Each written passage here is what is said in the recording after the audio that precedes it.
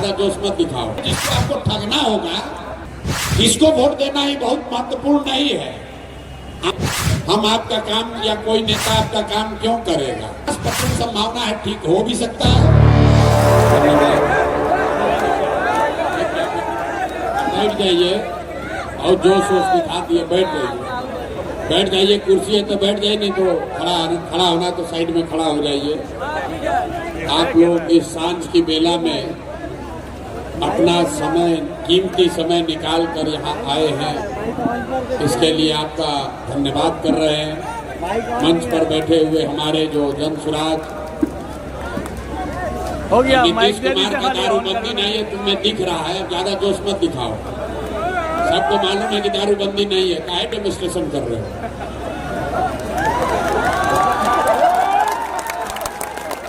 हम बोले तो अच्छा नहीं लगेगा। दारू घरे घरे बिक रहा है, तुमको देख के लग रहा है।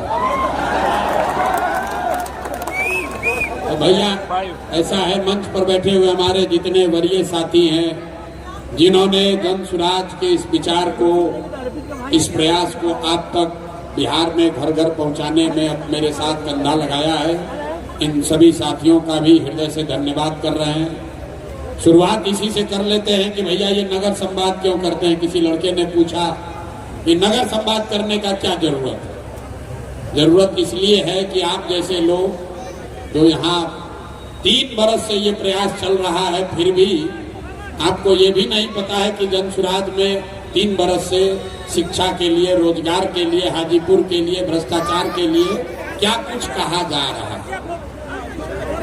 आपको ये भी नहीं पता है। दिन भर आप मोबाइल पर देखते हैं, बात सुन रहे हैं, भाषण सुन रहे हैं, पढ़ रहे हैं। कई साथियों ने वो सवाल भी किया, लेकिन आपको ये नहीं पता है कि भाई जनसुराज शिक्षा सुधारने के लिए क्या कह रहा है। कोई कह रहा है कि भैया हाजीपुर के लिए क्या कीजिएगा बताइए, यहाँ सड़क बहुत खराब है। सांख्यिकी के साथी ने बताया भैया हम लोग बेरोजगार हैं, हमारे लिए क्या कीजिएगा बताइए। वित्त रहित शिक्षक बता रहे हैं कि भैया हमारी आवाज आप नहीं उठा रहे हैं। सहारा के लिए 2 साथियों ने कहा कि सहारा का पैसा कब दीजिएगा, दिलवाइएगा। तो मेरे भाई, हम आपका काम या कोई नेता आपका काम क्यों करेगा? कम से कम हाजीपुर की जनता को तो ये नहीं कहना चाहिए, क्योंकि आप तो 10 साल से 10 बार से एक ही आदमी को जिताए चले जा रहे हो। एक और कह रहे हो, एक माइक पर कोई कहा बड़ा त्रस्त है, तो भैया आगे भी त्रस्ते रहोगे। मतलब आप इतना कष्ट में जी रहे हैं, लेकिन जब वोट देते हैं तो एक आदमी से आगे आज तक आप बढ़े नहीं, 40 बरस हो गए। तो दोनों बात कैसे हो रहा है रे भाई?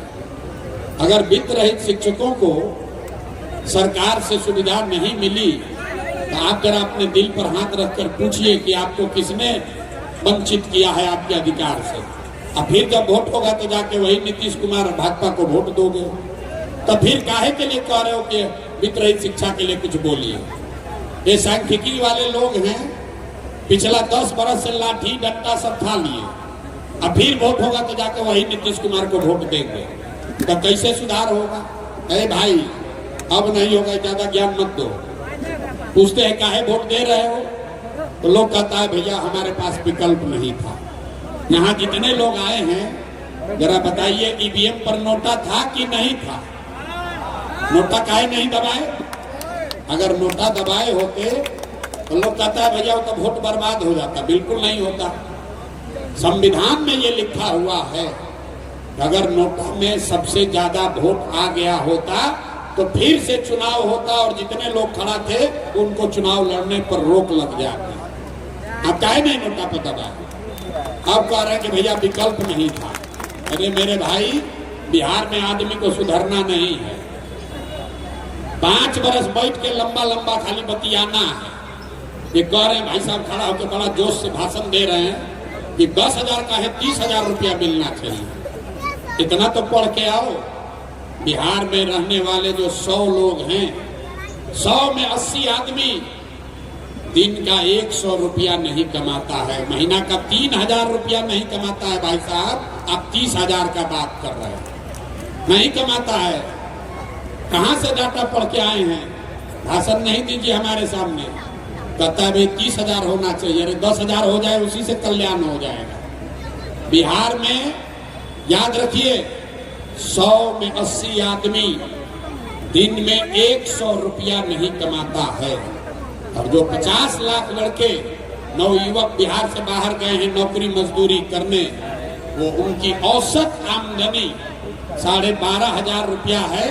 और पेट काटने के बाद, खर्च के बाद वो औसतन घर में 6 से 8,000 रुपया भेज पाते हैं। इसलिए जन सुराज ने कहा कि आपको जब बिहार में ही 12,000 15,000 का रोजगार हो जाएगा, कम से कम आपको बाहर जाकर गाली नहीं सुनना पड़ेगा। और कैसे होगा उसका जवाब हम दे रहे हैं, अभी फिर से देंगे। ये भाषण खड़ा होकर मत कहिए, कह रहे भ्रष्टाचार बहुत है। गांव गांव में हम चले तो जो सबसे पहले भ्रष्टाचार का हल्ला करता है, 3 बरिस पहले मुखिया का चुनाव था तो 500-500 रुपया में मुखिया जी के कैंडिडेट को फोन करके वोट बेचे आ, मुर्गा भात खा के जात के नाम पर वोट दिए आ, 2-2 गो पाउच पर वोट का सौदा किए आ। तो आपका मुखिया विधायक चोर नहीं होगा तो ईमानदार होगा। मुखिया कोई खड़ा होता है तब लोग गाँव में कहता है भैया फोन करता है, मुखिया जी अभी तक कुछ आए नहीं थे, बाहर है भाई हैं। 500 रुपया लेके वोट दोगे आ तो नेता ईमानदार कैसे होगा? 1 करोड़ रुपया देके मुखिया खर्चा करेगा तो इंदिरा आवास में पैसा नहीं लेगा तो गेहूं बेच के लाएगा पैसा। अरे बिहार के आदमी को तो भैया चोरी भी नहीं करने आ रहा। जिस मुखिया को, विधायक को 500 रुपया लेकर मुर्गा भात के नाम पर वोट देते हैं आप, वही जब जीत कर आता है तो आपका न जात देखेगा न धर्म देखेगा, आपके और आपके बच्चों के हलक में उंगली डाल के 5,000 10,000 20,000 घूस लेता है। हम लोग बाप बाप चिल्ला रहे हैं कि बड़ा भ्रष्टाचार है। अरे भाई, जब 500 रुपया लेके वोट लिए बेचे थे तो वो भ्रष्टाचार नहीं था? जात के नाम पर मुर्गा भात खा के वोट दिए तो मजा आया, और बाप बाप काहे चिल्ला रहे? हम मीठा बात ना बोलते हैं रे भाई। जब कोई नेता खड़ा होकर कैसे सुधार देगा? जब तक आप नहीं सुधरिएगा, नेता कैसे सुधार देगा भाई? बिहार में सब आदमी सोच रहा है कि हम लूट के घर भर लें, अब बाकी सब ईमानदार हो जाए। कभी हो सकता है? जब समाज एक चोर है तो नेता भी चोर है। उसको भी मालूम है काम करे न करे 500 रुपया देंगे, वोटवा दे देगा। नहीं होगा तो गांव में पाउच बांटेंगे, जात के नाम पर मुर्गा भात खाएगा, सब वोट दे देगा। तो गलती आप कीजिएगा भैया तो आपके बच्चों को भुगतना पड़ेगा। यही जन सुराज में और दूसरे दल में फर्क है। कोई पीछे से कहा इन पर भरोसा क्यों करें? सुनिए बात, लोग हमसे सवाल करता भैया जन सुराज पर भरोसा क्यों करें? हम पहले कहते भैया हम पर भरोसा मत करो। अपने को जो बहुत चालाक समझता है वह कहते देखा ना प्रशांत किशोर का नशा फाड़ देंगे, जाके पूछता है आके सभा में हमसे कि आप पर भरोसा क्यों करें? हम पहले कह रहे हैं मत करो। ये कोई सवाल है? अरे हमको आपको धोखा देना होगा तो हम कहेंगे कि हम आपको धोखा देंगे, इतना बुर्बक हैं? अरे भाई, जिसको आपको ठगना होगा वो कभी कहेगा कि हम आपको ठगने वाले हैं? तो पूछता भैया बताइए आप धोखा नहीं ना दीजिएगा। अगर हमको धोखा देना है तो हम आपको कहेंगे कि हम आपको धोखा देंगे। लेकिन अब सवाल लोग पूछे हैं तो हम आपको इसका जवाब दे देते हैं कि भैया आपको जन सुराज पर भरोसा करना चाहिए कि नहीं करना चाहिए। एक उदाहरण से समझ लीजिए। मान लीजिए आपको चीनी का रोग है, आप डॉक्टर के पास गए, डॉक्टर साहब ने कहा भैया ये रोग ऐसा है, इसका इलाज नहीं संभव है, 2 गो दवा सुबह शाम खाइए, संयम से रहिए, अब चीनी का रोग ठीक नहीं होगा, संयम से रहना पड़ेगा, चीनी चावल नहीं खाना होगा। अब आप घर पर आ गए, समझ लिए भैया चीनी का रोग है तो सुधरेगा नहीं। कोई दोस्त मित्र आपका आया, कहा पटना में इससे बढ़िया डॉक्टर है, चलिए वो ठीक कर सकते हैं। आप पटना जाइएगा, पटना में डॉक्टर साहब ये कहेंगे कि अब एक नई दवा आई है, 2 दवा नहीं खाना पड़ेगा, सुबह में खाइएगा, उसी से काम हो जाएगा, लेकिन रोग ठीक नहीं होगा। संयम तो करना ही पड़ेगा, टहलना पड़ेगा, योगा करना पड़ेगा। अब आप घर पर आ गए, 2-3 साल रहे, आपने ये अपने घर परिवार दोस्त मित्र को बता दिया भैया चीनी का रोग एक तो ठीक होगा नहीं, मिठाई उठाई मत हमको खिलाओ। फिर अचानक से कोई आया, बोला भैया दिल्ली में एक नया डॉक्टर आए हैं, वो बता रहे हैं कि चीनी का रोग का इलाज है, आप रिजर्वेशन करा के फ्लाइट लेकर जाइएगा दिल्ली। डॉक्टर साहब ने पूछा भैया चीनी के रोग का हमको है, सब लोग कह रहा इलाज नहीं है, कोई इसका इलाज है क्या? दिल्ली में डॉक्टर ने आपको बताया हाँ इलाज तो है। एक नई दवा आई है, एक नई दवा आई है, उसको खाने से चीनी का रोग खत्म हो सकता है। लेकिन अभी नई दवा आई है, ट्रायल है, 50% संभावना है ठीक हो भी सकता है, 50% संभावना है ठीक नहीं भी हो सकता है।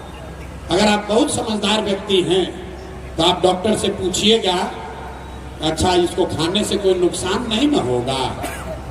तो डॉक्टर साहब ने अगर आपको कह दिया ना नुकसान कुछ नहीं है लेकिन गारंटी नहीं है, 50% संभावना है ठीक हो भी सकता है, 50% संभावना है ठीक नहीं भी हो सकता है। आप में से ज्यादातर लोग इस स्थिति में क्या कहेंगे? चलो भाई 50% संभावना है ना, चलो दो खा के देखते हैं शायद ठीक हो ही जाए। तो मेरे भाई जनसुराज वही नई दवा है। आई जो पहले का दवा था जो राजद है, जदयू है, भाजपा है, कांग्रेस है, वो पुरानी दवा है। इसको खा खा के आप देख लिए, आपको मालूम है इससे सुधार नहीं हो सकता है। जनसुराज से सुधार हो भी सकता है नहीं भी हो सकता है, लेकिन 50% संभावना जरूर है कि सुधार हो सकता है। तो अब आप तय कर लीजिए, जो अपने को बहुत होशियार, तो आप डॉक्टर से पूछिएगा अच्छा इसको खाने से कोई नुकसान नहीं ना होगा। तो डॉक्टर साहब ने अगर आपको कह दिया ना नुकसान कुछ नहीं है लेकिन गारंटी नहीं है, 50% संभावना है ठीक हो भी सकता है, 50% संभावना है ठीक नहीं भी हो सकता है। आप में से ज्यादातर लोग इस स्थिति में क्या कहेंगे? चलो भाई 50% संभावना है ना, चलो दो खा के देखते हैं शायद ठीक हो ही जाए। तो मेरे भाई जनसुराज वही नई दवा है। आई जो पहले का दवा था जो राजद है, जदयू है, भाजपा है, कांग्रेस है, वो पुरानी दवा है। इसको खा खा के आप देख लिए, आपको मालूम है इससे सुधार नहीं हो सकता है। जनसुराज से सुधार हो भी सकता है नहीं भी हो सकता है, लेकिन 50% संभावना जरूर है कि सुधार हो सकता है। तो अब आप तय कर लीजिए, जो अपने को बहुत होशियार समझ रहे हैं कि आपको पुराना एक्सपायर दवा खाना है कि नया दवा ट्राई करना है। तो अगर लालू का दवा खाइएगा कि नीतीश का दवा खाइएगा कि नया जनसुराज वाला दवा खाइएगा? जनसुराज की दवा खाइएगा तो आपको मालूम है कि इसमें एकदम आमूलचूल परिवर्तन हो सकता है। नीतीश कुमार भाजपा के साथ रहिएगा तो एक दवा वाला आपको मालूम है बिजली पानी सड़क रहेगा, लेकिन इससे ज्यादा नहीं बढ़ेगा। और लालू जी वाला खाइएगा दवा तो फिर पुराना वाला अपहरण वाला राज में चले जाइएगा। तो आप भैया तय कर लो कि आपको नया का ट्राई करना है कि पुराने में चिपक के रहना है। मेरे भाई लोकतंत्र में आप बेकार अपना बहुत दिमाग लगाते हैं कि किसको वोट देना है। किसको वोट देना ही बहुत महत्वपूर्ण नहीं है। आपको खाली इतना सजग रहना है कि 5 वर्ष में रोटी को पलटते रहना है। जिसको भी वोट दीजिए उसको 5 वर्ष में पलटिए, काम करे तो भी न करे तो भी। उसका जब तक जनता का डर बना रहेगा किसी भी सरकार में काम आपका होता रहेगा। न तो जनसुराज आए कि नीतीश आए कि मोदी आए कि लालू आए, कोई काम नहीं करेगा। अभी पीछे एक साथी खड़े होकर कह रहे हैं कि आप जो भी बात उठा रहे हैं सरकार कर रही है। भाई हमारा तो ना कोई एमएलए है ना एमपी है, हमसे सरकार क्यों डरेगी? सरकार हमसे नहीं डर रही है, सरकार इस बात से डर रही है कि जनता के सामने एक विकल्प आ गया है, बात नहीं सुनेंगे तो भोटवा उधर दे देगा। देखिए 20 वर्ष में जो पेंशन 400 से नहीं बढ़ा वो 1100 हो गया। ये जनसुराज थोड़े ना किया है, ये लोकतंत्र में आपकी ताकत है। नहीं तो यही नीतीश कुमार जनसुराज नहीं रहता तो एनडीए वाला कहता है सब जाएगा कहां, लालू के डर से हम ही को वोट देगा। पेंशन 400 हो कि 200 हो, और आप भी दिल पर हाथ रख के कहिए आप भी वही करते। तो मेरे भाई ये हमारी ताकत नहीं है, हमारी सभाओं में आने वाली भीड़ की ताकत। अभी आप वोट नहीं दिए, आप समझिए अगर आप वोट दे देंगे तो कितना बड़ा परिवर्तन होगा। अभी वोट नहीं दिए, 10-20 हजार आदमी सभा में आ रहा है, ये सूचना मात्र से 400 का पेंशन 1100 हो गया, आशा का मानदेय बढ़ गया, रसोईया की सैलरी डबल हो गई। झूठा ही सही, लेकिन महिलाओं को जीविका में कह रहे हैं कि 10,000 रुपया देंगे। कहां से पैसा आया? ये लोकतंत्र में लोक की ताकत है, यही जन सुराज कह रहा है। जिसको वोट देना है दो, लेकिन नेताओं में हारने का डर पैदा कीजिए। नहीं कीजिएगा तो जो हाजीपुर का दशा है, मुजफ्फरपुर का दशा है, वही दशा रहेगा। जन सुराज जीत कर आएगा तो भी वही होगा। ऐसा नहीं है कि जन सुराज में सब दूध का धुला है। हम भी अगर जान जाएंगे कि हमको कोई हराएगा नहीं तो काहे काम करेगा। अगर विद्यार्थी जान जाए कि उसको 90% नंबर आना ही है तो काहे पढ़ेगा भाई? काहे पढ़ेगा? उसको 90% पहले ही से आना है। 2-3 आपने जो सवाल उठाए, एक लड़के ने जो फॉर्म की बात उठाई, ये ठीक बात है। 600 रुपया यहाँ यूपीएससी से ज्यादा फीस एग्जाम में बीपीएससी में ले रहा है। लाठी मरवा रहा है अलग, पेपर लीक हो रहा है अलग, सीट बिक रहा है वो अलग। लेकिन इस सब के बाद युवा लोग क्या करेगा? अभी वोट होगा मोदी मोदी करके फिर जाके उसी को वोट दे दोगे। कैसे सुधरेगा? जन सुराज की व्यवस्था अगर आई तो इसके घोषणा पत्र में आप पढ़िएगा। हम लोग एक ये नियम बना रहे हैं कि एक बार आपने फीस दे दिया बिहार के छात्र होने के नाते, तो बिहार सरकार के अंतर्गत आने वाले सभी परीक्षा के लिए एक ही फीस मान्य होगा। ये नीतीश कुमार लूट रहा है। मैं विद्यार्थियों से, बेरोजगारों से 3-3, 4-4, 5-5 हजार रुपया एक साल में ले रहे हैं। यूपीएससी का परीक्षा देना उससे 5 गुना 6 गुना पैसा यहाँ लिया जा रहा है। सहारा के लिए हम भाई झूठ बात नहीं बोलते। सहारा में जिसका पैसा फंस गया, अब वो पैसा पूरा वापस नहीं हो सकता है, क्योंकि आप 20-25 वर्ष केंद्र और राज्य सरकार की गलती और आपकी अपनी बेवकूफी की वजह से आपका पैसा फंस गया है। अमित शाह ने कहा कि पोर्टल बना देते हैं, सबका पैसा वापस कर देंगे लोकसभा से पहले, और सब लोग जाके कमल का वोट दबाया। इक्को को पैसा नहीं मिला। लेकिन जन सुराज ने इतना जरूर कहा है कि अगर जन सुराज की व्यवस्था बनी तो सहारा की जो प्रॉपर्टी बिहार में है उसको जरूर जब्त करके बेचा जाएगा, और जो पैसा उससे रिकवर हो सकता है वो सहारा के जमा धारकों को वापस किया जाएगा। ये नहीं होगा कि बिहार के गरीब जनता का पैसा जमा करके और पैसा को अपने को दिवालिया घोषित कर दिया और बड़ा बड़ा जमीन कब्जा करके मॉल बनाकर उसका रेंट वसूल रहे। इतना काम राज्य सरकार के हाथ में है, उसके आगे का काम राज्य सरकार के हाथ में नहीं है, वो केंद्र सरकार ही कर सकती है। वित्त रहित शिक्षक लोग कुछ आपको मदद नहीं होनी चाहिए। काय होनी चाहिए मदद? आप लोग तो पढ़े लिखे लोग हैं, सबसे ज्यादा मोदी मोदी आप लोग करते हैं। हम आपको 20 बरस से सैलरी भी आपका वही लोग मना किया है। हम जितना बार चले वित्त रहित शिक्षक लोग हमको कहता है कि भैया हम लोग का कितना साथी शिक्षक आत्महत्या कर लिया, बेटी का शादी नहीं हो रहा। अरे मेरे भाई आप जगो तो सही 25-30 बरस से। लेकिन जब शिक्षा की जो बड़ी बात हम लोग कर रहे हैं, अभी मैं बताऊंगा, उसमें वित्त रहित शिक्षकों के लिए बड़ी भूमिका होगी। अपने आप आपको सैलरी मांगना नहीं पड़ेगा। देखिए जितने भी शिक्षक हैं आप ये समझिए, या दूसरे लोग भी हैं, बिहार में हर आदमी समझ रहा है कि जहाँ दूसरे बिहार डूबे डूबे हमारा किसी तरह काम हो जाए। हम रोज कहते हैं भैया जब जहाज डूबेगा तो उसमें बैठा हुआ हर व्यक्ति डूबेगा। ऐसा नहीं होगा कि बिहार गरीब हो जाए और शिक्षक का सैलरी 80,000 हो जाए। ये कैसे संभव है? बिहार में सारे लोग बेरोजगार हो जाए और सांख्यिकी के लोग बहाल हो जाए, ये नहीं हो सकता है। अगर बिहार की व्यवस्था सुधरेगी तो उसमें शिक्षकों की स्थिति भी सुधरेगी, संविदा कर्मियों की स्थिति भी सुधरेगी और दूसरे लोगों की भी स्थिति सुधरेगी। अब स्थिति सुधारने के लिए हम लोग क्या कह रहे हैं? 6 बात जो जन सुराज की व्यवस्था बनते के साथ हो जाएगी, मतलब 1 महीना के अंदर। पहली बात हमने कहा ये फर्जी शराबबंदी का कानून हटा दिया जाएगा। कुछ लोग कह रहे भैया ये क्यों कीजिएगा? आप तक गांधी जी का फोटो लगाए हैं, तो गांधी को कुछ नहीं पढ़ा है। वो कहता है कि गांधी जी ने कहा था शराबबंदी लागू करने के लिए। आपको बता दें कि बिहार में पहली बात कि शराबबंदी लागू है ही नहीं, आप हमसे ज्यादा जानते हैं। शराबबंदी के नाम पर शराब एक फर्जी कानून बना दिया गया है, जिसकी वजह से शराब की दुकान बंद है और होम डिलीवरी चालू है। और इस व्यवस्था में क्या हो रहा है, बिहार सरकार का, आपका, हमारा 15 से 20 हजार करोड़ रुपया हर साल का नुकसान हो रहा है। ये पैसा कहाँ जा रहा है? ये पैसा जा रहा है भ्रष्ट नेताओं के पास, शराब माफिया के पास, पुलिस वालों के पास, और जो गरीब आदमी है वो मर रहा है।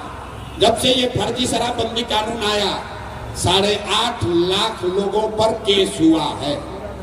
6.25 लाख लोगों केस में कोर्ट ने कॉग्निजेंस लिया है और 1,23,000 से ज्यादा लोग आज भी जेल में बंद हैं। 1,23,000 में ज्यादातर लोग वो हैं जो समाज के सबसे गरीब लोग हैं, जिनको कोई पूछने वाला नहीं है।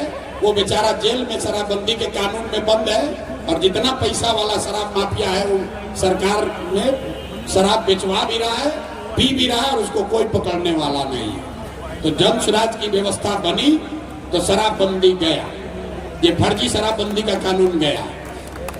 और आपने ये भी देखा होगा कि पहली बार बिहार के समाज में सूखा नशा जितनी तेजी से पिछले 4-5 साल में बढ़ा है, बिहार में इतना सूखा नशा कभी नहीं था। और ये ध्यान रखिए, अगर ये स्थिति नहीं सुधरी तो जैसे उड़ता पंजाब आप सुने हैं, वैसे थोड़े दिन में उड़ता बिहार आपको दिखेगा। गांव गांव में लड़के सूखा नशा कर रहे हैं। इसलिए हम लोग शराबबंदी को हटाने वाले। दूसरा काम हम लोगों ने कहा कि जैसे ही ये व्यवस्था बहाल होगी, जनता का राज आएगा, जन सुराज आएगा, तो 60 वर्ष से ज्यादा उम्र के हर व्यक्ति को, जो नीतीश कुमार 400 रुपया दे रहे थे, अभी वोट के लालच में 1100 किए हैं, इसको बढ़ाकर 2000 रुपया कर दिया जाएगा, ताकि 60 वर्ष से ज्यादा उम्र के किसी महिला पुरुष को, गरीब घर की महिला पुरुष को कम से कम एक बेसिक लाइफ का जो सुविधा है वो रहे। 2000 से भी कुछ होगा नहीं, लेकिन कम से कम गांव में खाने पीने के लिए वो महिला उसको